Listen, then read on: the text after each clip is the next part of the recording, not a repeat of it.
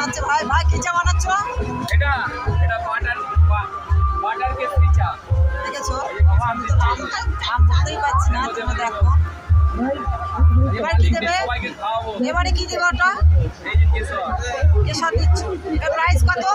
এক কাপ কত? 20 টাকা। আচ্ছা, দামটা খুব বেশি না, অনেক কিছু দিচ্ছে। দেখো তোমাদেরকে দেখাচ্ছি। দেখো এই যে কাপড়ি